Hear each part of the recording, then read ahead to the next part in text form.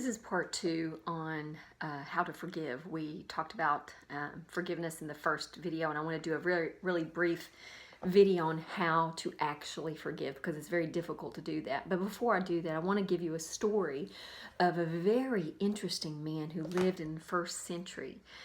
His name was Polycarp, and he was a disciple of John, who was himself the disciple of Jesus, of course. Well, Polycarp had served God his whole life. He was the bishop of Smyrna, and he had spent his whole life in service to God. Well, during that time, toward the end of his life, persecution had broken out against the Christians, and he was on their list. So soldiers were sent to capture him, and of course his followers urged him to leave, to get out of town.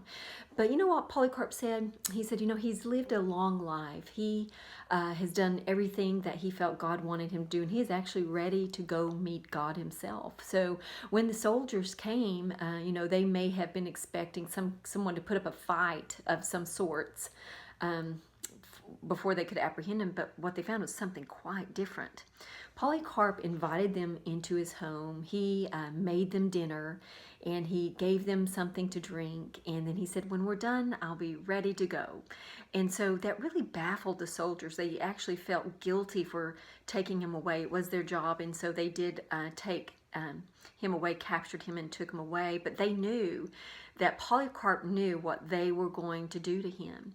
But Polycarp had an attitude of forgiveness toward his enemies. These were, of course, his enemies. They were actually going to take his life, and that's exactly what he did. He marched to his death, and he was burned at the stake.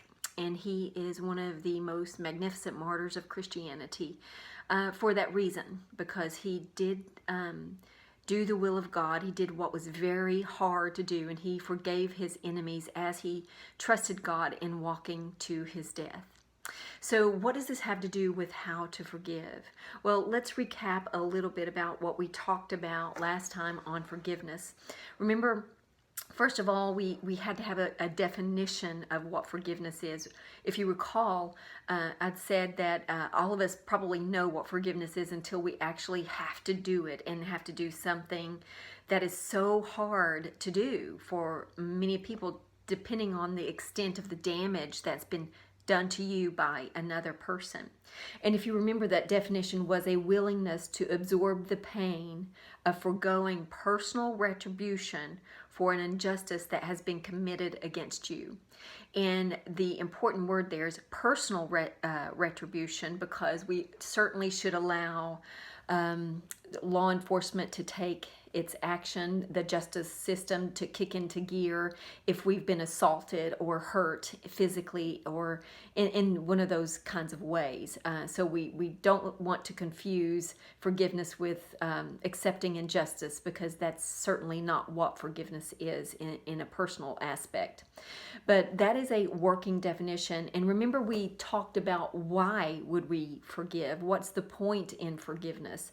Well, first and foremost, as Christians, we see in Matthew 6:14 through 15, it is a mandate set by Christ, and that tells us that if we do not forgive, God will not forgive us. Well, that vexes some of us that find it very difficult to forgive because of what someone has perpetrated upon you. Because you do have faith, you do love Christ, but it's just, you don't know how. You just don't know what to do. And let me help you out by first helping you to understand that forgiveness is not an emotion. It's not necessarily a feeling of, oh, I'm okay with this person. I'm okay with what happened. It is not simply as forgive and forget. Sometimes things happen to people that will be remembered for the rest of your life. You'll never forget what has happened to you. So it's not an emotion or a sense of forgetfulness. God doesn't command us to forget. He doesn't command us to feel a certain soft emotion toward our enemies or toward those who have hurt us deeply. But it's simply a mandate. God has mandated us to forgive. That's the first. So realize that it's a proposition. It's a what you decide that you're going to do. And remember that Jesus modeled this on the cross. That's another reason. And he gave us forgiveness of our sins. That's a very prime reason that we forgive, is because he has extended great forgiveness toward us. And for us to adopt Christ's likeness means that we adopt his person, how he forgave. And that's what we are actually trying to achieve in our forgiveness, is bringing ourselves to a point where we're growing into Christ likeness, to be like Christ. So, and also I want to draw your attention to the fact that forgiveness is not reconciliation. Those are two separate issues. To forgive someone doesn't always mean that you can reconcile back with them, depending on the situation. There are some people that you can never reconcile back with. It's either too toxic, too dangerous, or the person perhaps has already died. And so there are some situations where it's not possible to reconcile. These are two different issues. But it is possible to forgive and not to reconcile if that situation is just a situation that just can't happen. So those are some very important areas I want to draw your attention to. But what I want to talk in the next few minutes about is forgiveness and how to do it. Well, forgiveness is an acquired disposition more than anything. It takes practice. It takes the doing of it to make you better at it and to know how to do it. So first of all, realize that it's a very primary disposition of Christ, that he had forgiveness toward people. It's said in Romans 5:8, one of my favorite passages in all of Scripture. It says that while we were yet sinners, Christ died for us, and that this shows us the love of God. And so that's a very important thing to remember when you're called upon to forgive someone else for what they have done to you.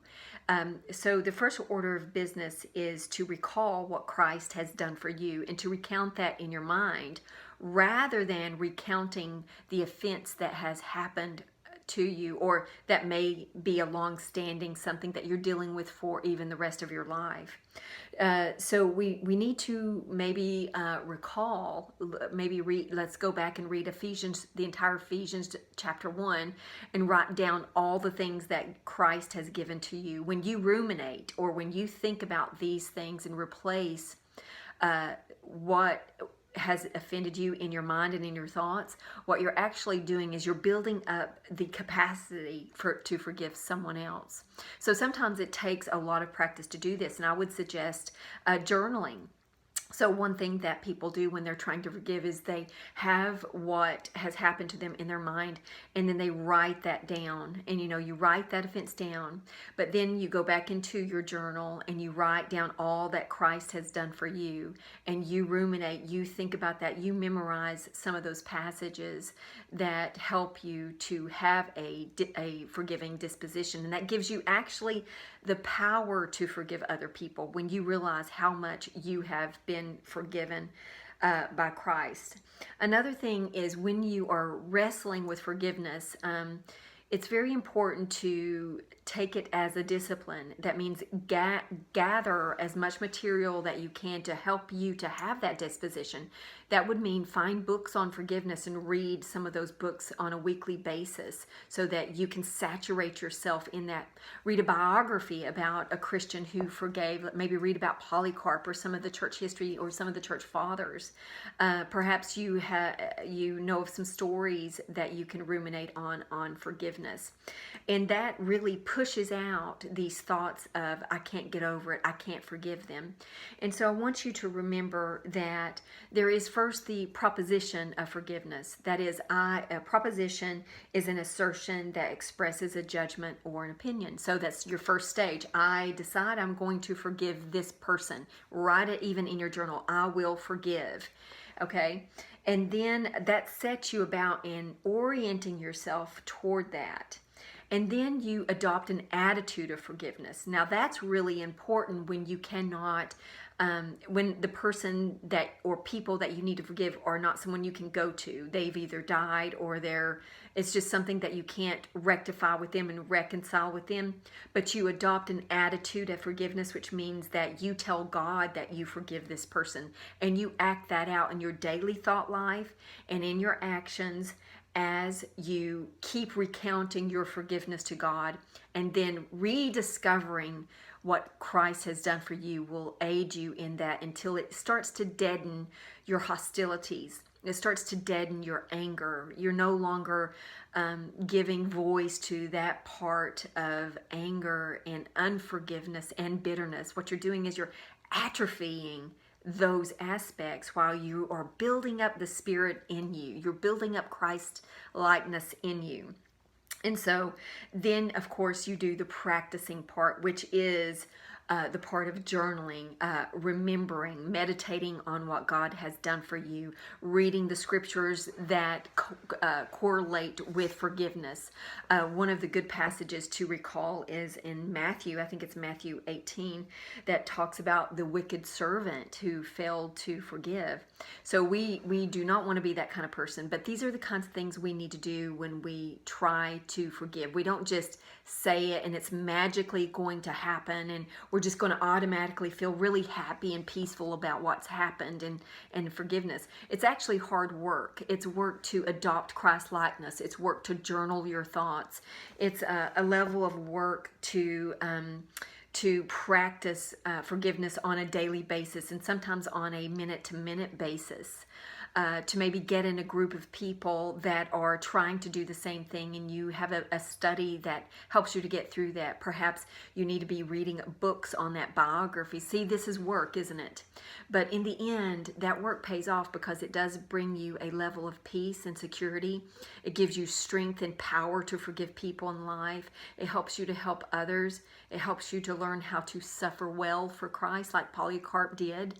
He already had an attitude of forgiveness before those soldiers even got to his door, and that is why he had the power to forgive them and he had the power to walk to his death. And so as Christians, we need to resurrect that kind of power in our life, and you can do that, but it will take time, it will take energy, and it will take practice. So if you want to know more on these kinds of topics, go to my YouTube channel. I've just changed the YouTube channel name to Soul Care 101. You just have to type that into YouTube, Soul Care 101, and you can please like and share and subscribe to my channel, and I will be putting more videos up there to help your soul. That helps us all when we learn to act in ways that would honor God and that would help us in our lives.